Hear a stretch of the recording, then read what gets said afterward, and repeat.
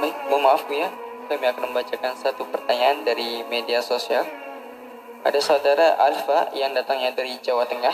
Assalamualaikum warahmatullahi wabarakatuh. Assalamualaikum. Mohon maaf Bu ya, sebenarnya apa itu golongan Salafi dan Wahabi?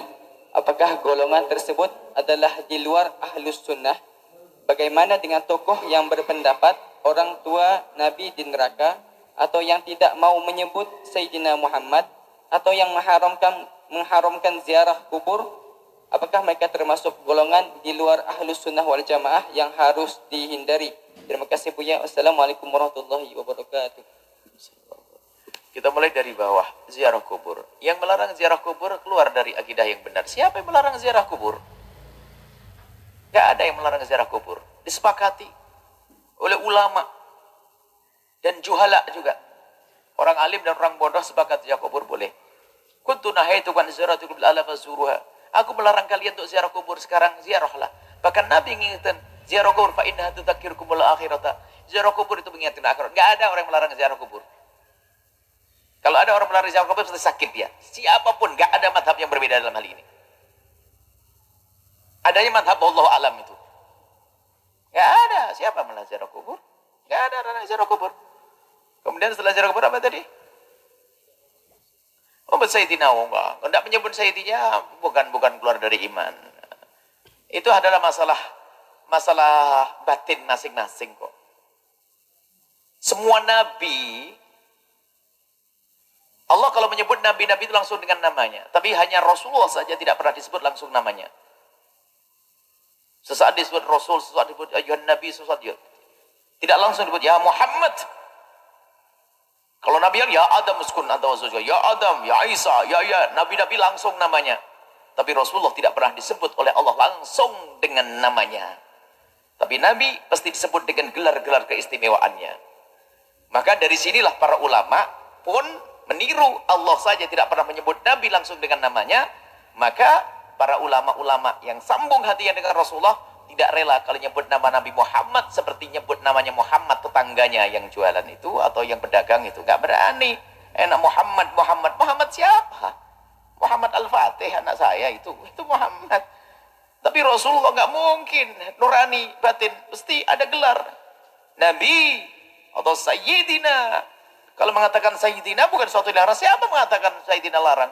Nabi sendiri menyebut dirinya beliau sebagai Sayyid. Bahkan beliau mengatakan Ana Sayyidu waladi Adam wala fakhr. Ana Sayyidun nasi.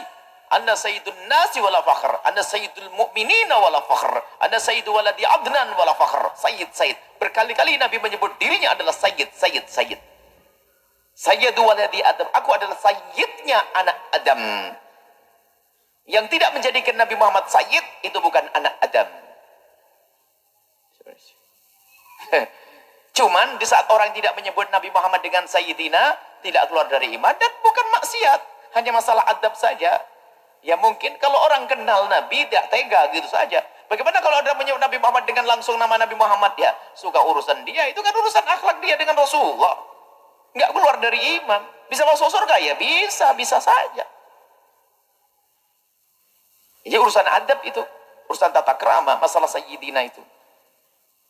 Nabi menyebut Sayyid. Diri beliau adalah Sayyid. Hadis sahih tadi kita sebutkan. Setelahnya apa? Orang tua Nabi di neraka. Kok usil banget kamu ini? Kok usil banget urusan Nabi Muhammad SAW di neraka dan sebagainya? Apakah kamu ini masalah apa? Kok tega sekali ngurusi bapak ibu Nabi Muhammad di neraka? Apakah memang ada hadis sahih tentang seorang laki-laki yang bertanya kepada Rasulullah, bagaimana tentang bapakku? Nabi menjawab, bapakmu dan bapakku di neraka. Itu hadis namanya khabar ahad. Hadis ini adalah sahih, akan tapi biarpun itu hadis sahih yang tidak mutawatir, kalau bertentangan dengan sesuatu yang mutawatir dan lebih kuat, maka itu dipinggirkan. Ada dalam Al-Quran, wa ma kunna mu'adzibina hatta nab'atha rasula. Sungguh kami tidak akan menyiksa siapapun sampai datang utusan. Jadi sebelum Nabi Muhammad diutus, itu masa fatrah. Di situ orangnya selamat. Tidak mungkin disiksa oleh Allah Subhanahu wa taala. Allah pantang nyiksa hambanya yang belum ada syariat turun. Sama kalau di hutan Kalimantan sana ada sekelompok kaum yang tidak pernah dengar Islam, lalu dia nyembah berhala, nggak akan diseksa oleh Allah. Nyembah berhala di tengah hutan Kalimantan sana, nggak pernah dengar radio, nggak pernah punya HP, tidak pernah kenal syariat Islam, tidak sampai kepadanya dakwah, maka tidak mungkin diseksa oleh Allah Subhanahu wa taala. Maka masa fatrah, masa antara Sayyidina Isa alaihissalam, dan memang belum ada nabi yang diutus untuk orang Arab. Artinya nabi-nabi yang lain bukan untuk orang Arab. Dan Allah tidak akan menyiksa siapapun yang hidup tanpa utusan. Dan ayahanda Nabi wafat sebelum Nabi diutus, sebelum Nabi terlahir. Ibu dan Nabi wafat waktu Nabi masih kecil, belum diutus sebagai utusan Allah Subhanahu wa taala. Wa ma kunna mu'adzibina hatta nab'atha rasula. Sungguh kami tidak akan menghukum siapapun sampai aku mengirim utusan. Ada dakwah nyampe kepada beliau. Jadi ini aneh.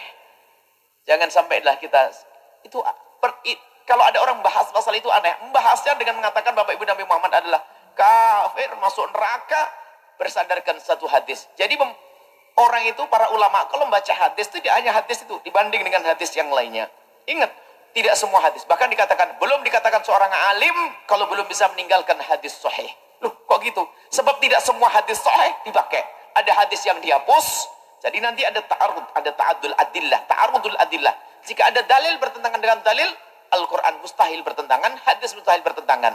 Kalau ada bertentangan nanti ada namanya mutlak muqayyad, ada khos sama taksis, khos sama am, taksis. Yang mutlak, yang am ditahsis. Masalah am dengan khusus. Ada nanti kalau sudah benturan nggak bisa, ada namanya nasih mansuh. Jadi ini dibuang, tidak dipakai, ini pakai. Kalau bertanya, atau masalah kuat dengan lemahnya, yang kuat ditinggalkan, diambil yang lemah. Biarpun yang paling lebih kuat diambil, yang lebih lemah ditinggalkan. Biarpun ini sahih. Misalnya hadis tentang Bapak Ibu Nabi Muhammad adalah di neraka adalah hadis sahih, tapi bertentangan dengan Al-Quran yang sudah sangat jelas, maka ditinggalkan hadis sahih. Maka wa ma kunna mu'adzibina, Allah tidak akan menyiksa Bapak Ibu Nabi.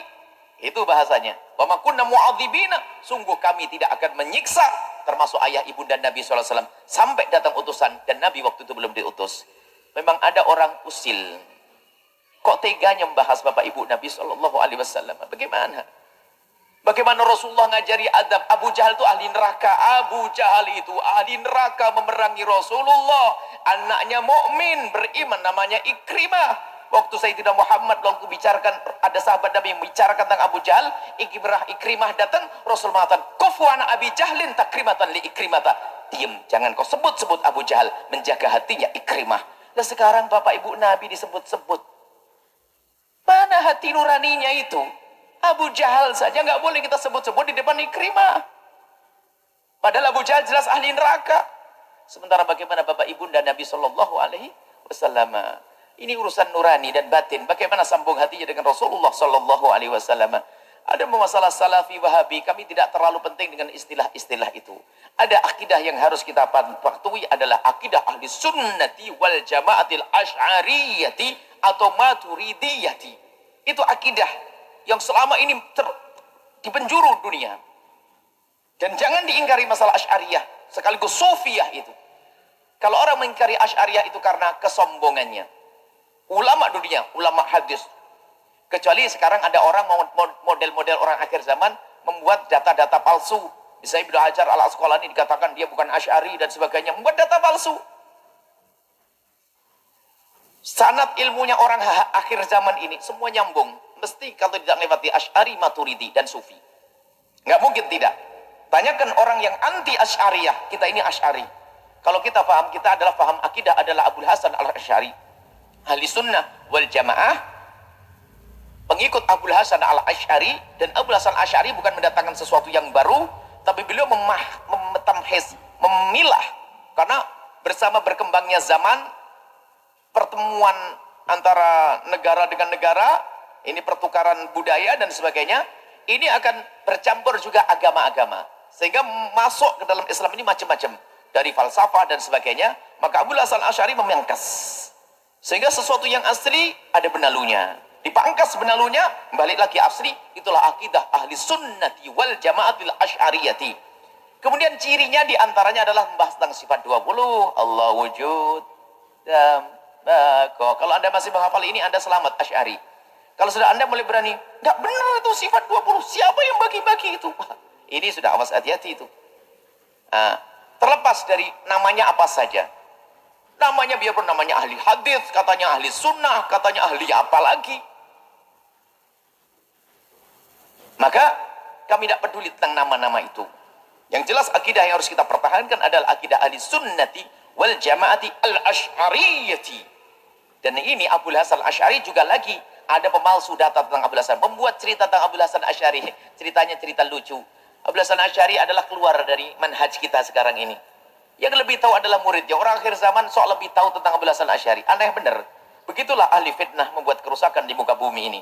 Jadi tidak peduli apakah gelugeran namanya Wahabi, Salafi, Hadithi, Athari, semuanya. Kami tidak peduli tentang istilah. Tapi kita kembali kepada esensi makna. Akidah yang benar adalah akidah Islam ahli sunnati wal jamaati al-ash'ariyati. Sudah akrab dengan Anda dari dulu. Ciri ahli sunnah yang sangat kental pada Anda adalah yang sangat jelas pada Anda. Waktu Anda kecil suruh mengatakan Allah, Abu Bakar, sahabat Nabi, Umar, Uthman, Sayyidina Ali, sanjungan kepada sahabat Nabi, itu ahli sunnah. Kemudian ciri Asy'ari adalah Allah wujud kita mbako. Ini ciri. Biarpun pembahasan Asy'ari tidak hanya terbatas di urusan sifat 20. Sifat Allah sangat banyak. Dan sifat 20 adalah sebagian kecil dari sifat Allah dibahas dalam sifat 20 itu. Karena di dalam sifat 20 ini terjadi perdebatan antara kaum Mu'tazilah, kaum Jabariyah, dan seterusnya. Sehingga para ulama perlu membahas sifat 20. Adapun yang lainnya nggak perlu diskusikan tentang Rahman, Rahim Allah, sudah jelas. Ini. Kemudian masalah salafi. Kita salafi. Salafi itu apa sih? Salaf itu adalah dahulu, khalaf berikut. Salafi, apakah ada madhab salafi? Madhab salafi itu apa sih? Bagaimana saya menjadi seorang salaf? Apakah yang dinamakan salafi itu adalah orang apa ngikuti Nabi dan sahabat Nabi begitu? Salafi itu, soal gini, pertanyaan. Gimana ya Ustadz? Saya ingin jadi salafi. Kembali kepada kitab dan sunnah Nabi. Marhaba. Saya mau kembali kepada kitab Al-Quran dan sunnah Nabi. Gimana caranya? Ambil Quran, ambil hadis Nabi. Mungkin saya gila dulu Ustaz. Saya ini pensiun, baru ikra. Suruh kembali kitab dan sunnah Nabi. Untuk kembali kepada Al-Quran dan hadis Nabi, tentunya bagi orang yang punya ilmu. Dan untuk memahami Al-Quran dan hadis pun tidak hanya orang yang tahu bahasa Arab. Gak bisa. Orang Arab ngerti bahasa Arab. Tapi tidak bisa dikatakan semuanya ulama. Orang Arab yang ngerti. Di situ ada rambu-rambu, ada aturan, ada ilmu. Jadi makanya dalam bahasa lain ada manhaj. Metodologi. Cara untuk kembali kepada Al-Quran dan hadis Nabi ada cara. Sekarang tanyakan kepada orang yang ngaku dirinya salafi. Ya Ustadz yang katanya kamu salafi. Saya ingin kembali Quran hadis. Adalah manhaj yang tertulis. Saya mau ikut. Bingung dia. Apa ya manhajku? Manhaj itu apa sih? Cara bagaimana saya paham Quran dan hadis Nabi. Kembali bingung dia. Bicara. Harus pakai kitab usul fikih. Harus ulumul Quran, ilmu tafsir. Yang punya ente. Ente punya itu? Bukan. Yang punya adalah ulama betul Imam Syafi'i mencetuskan ilmu usul fikih, rambu-rambu, undang-undang, aturan, kaidah-kaidah memahami Al-Quran hadis.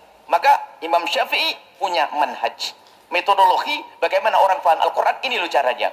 Imam Syafi'i waktu itu ditanya oleh muridnya, gurunya Ibnul Mahdi, tentang orang-orang ini kok banyak salah memahami Al-Quran, memahami hadis. Ini gimana ya Syafi'i? Kok orang pada nggak bener nih, saya lihat di sana nggak nafsir Quran semaunya sendiri gini-gini. Maka Imam Syafi'i menulis kaidah satu demi satu, kaidah dikirimkan kepada Ibnul Mahdi. Setelah itu kaidah dikumpulkan, ternyata ini kaidah bagaimana memahami Al-Quran dan memahami hadis Nabi SAW, disebut dengan istilah Ar-Risalah. Kitab Risalah adalah kitab usul fikih yang dikumpulkan Imam Syafi'i. Setelah itu madhab Malik juga punya kaidah, cuma belum dibukukan. Setelah itu madhab Malik membukukan juga, madhab Hanifi membukukan, madhab Syafi'i membukukan. Jadi mereka ada rambu-rambu lah. Dengan dawabit rambu-rambu inilah kembali kepada Al-Quran dan hadis Nabi SAW. Maka untuk menjadi salafi adalah bermadhab. Ini saya madhab Syafi'i, maka saya salafi. Ya kita itu loh yang salafi. Yang nggak mau bermadhab, lah ikut siapa? Coba, yang mengatakan tidak mau bermadhab, bagaimana engkau paham tentang am dan khos? Bagaimana engkau paham mutlak muqayyad? Bagaimana engkau paham tentang nasih mansuh? Dari mana kau ambil ilmu itu semuanya? Saya ngintip dari Imam Syafi'i. Ya sudah ngintip, nanti suka ngintip. Sudah mengintip, ngaku dia paling hebat. Nggak begitu caranya. Kita insaf, sealim apapun orang madhab Syafi'i seperti Nawawi, insaf, aku alim. Tapi berdemikian ilmu ini manhajku, cara memahami fikihku, aku ambil dari manhaj Syafi'i. Bahkan Imam Nawawi dikatakan beliau adalah Asy-Syafi'i, bermadhab Syafi'i. Kita ngikuti ulama, guru kita ngikuti gurunya, guru kita ngikuti gurunya, dan seterusnya. Mereka ngikuti Imam Syafi'i dalam memahami Al-Quran, hadis Nabi, keluarlah cetusan hukum fikih. Dan Imam Syafi'i punya dhawabit untuk memahami Al-Quran, punya rambu-rambu untuk memahami Al-Quran. Jadi kalau pengen tahu salafi, ya kita inilah salafi. Loh, tapi kok itu ada salafi? Pokoknya kalau orang ngaku salafi, ya nggak bermadhab, ya bukan salafi lagi. Madhab itu apanya apa? Ngikuti manhaj memahami Al-Quran hadis. Yang nggak pakai madhab Syafi'i, Hambali, Maliki, Hanafi, nggak ada manhaj dong. Terus pakai apa? Dia pakai ilmu hebat, kira-kira saja. Itu nggak mungkin. Harus bohong kalau udah ikut Imam Syafi'i, bohong kalau udah lewat Imam Malik. Kalau kita kan diajari tawadhu, insyaf. Mau kita intisab kepada guru, guruku siapa? Ini ngikut sampai nyambung. Ini salafi adalah orang mengikuti Al-Quran dan hadis Nabi SAW. Sekarang ada orang mengatakan, kita sholat seperti sholatnya Rasulullah, bukan seperti sholatnya madhab Syafi'i. Ada orang, hebat benar nih orang. Kita sholat seperti sholatnya Rasulullah, bukan sholat seperti madhabnya Syafi'i, bukan seperti sholatnya madhab Malik. Ini kan orang kurang ajar kepada madhab Syafi'i. Soal mengatakan, Syafi'i sholatnya tidak seperti sholatnya Rasulullah. Satu. Yang kedua, dia akan mengatakan, aku lebih hebat dari Syafi'i. Orang akhir zaman ngomong begitu. Ini model-model orang akhir zaman. Membuat kerusakan di muka bumi ini. Dan umat menjadi retak. Umat menjadi tidak akur, tidak indah. Di saat munculnya orang-orang semacam ini. Sehingga dalam kalangan para ulama itu biasa. Madhab Malik berguru dengan madhab Syafi'i dan seterusnya. Biasa pertukaran guru itu tidak ada masalah. Bahkan Imam Abu Hanifah, Imam Malik pun adalah gurunya Imam Syafi'i. Dan Imam Syafi'i juga gurunya Imam Ahmad ibn Hanbal. Jadi bukan permusuhan, tapi akhir zaman kita dibikin permusuhan. Nah ini kerusakan di muka bumi ini adalah orang-orang penyebar fitnah yang sesaat mengatakan dirinya ahli sunnah wal jamaah, tapi dia jauh daripada manhaj ahli sunnah. Sesaat mengatakan dirinya salafi, tapi tidak tahu salafi model apa. Salafi sesungguhnya adalah kita. Kalau anda bermadhab, maka anda adalah salafi. Karena bermadhab adalah mengikuti ulama, dan ulama itu yang punya metodologi untuk kembali kepada Al-Quran dan hadis Nabi SAW. Wallahu a'lam bishawab.